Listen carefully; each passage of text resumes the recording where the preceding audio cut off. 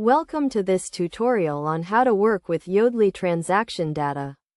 Yodlee is a leading provider of financial data aggregation and analytics, and understanding how to work with its transaction data is crucial for businesses and developers. First, let's start with the basics. Yodlee transaction data includes information such as transaction amount, date, description, and category. This data is typically retrieved through Yodlee's API, which provides a secure and standardized way of accessing financial data from multiple sources. To get started, you need to register for a Yodlee developer account and obtain an API key. This key is used to authenticate your API requests and ensure that you have the necessary permissions to access the data. Once you have your API key, you can start making requests to the Yodlee API. The API provides several endpoints for retrieving transaction data, including the Get Transactions endpoint, which returns a list of transactions for a specific account or user. When working with Yodlee transaction data, it's essential to understand the different data formats and fields that are available. For example, the transaction amount is typically represented as a decimal value, while the transaction date is represented as a timestamp.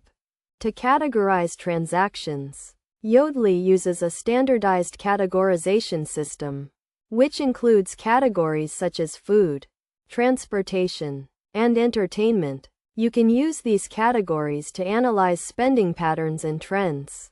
In terms of best practices, it's crucial to handle errors and exceptions properly when working with the Yodlee API. This includes checking for error codes and messages, and implementing retry logic to handle transient errors.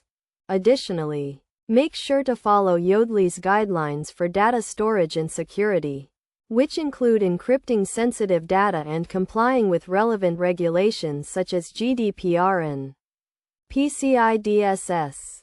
To get the most out of Yodlee transaction data, you can use data analytics and visualization tools to gain insights into spending patterns and trends. For example, you can use tools like Tableau or Power BI to create interactive dashboards and reports.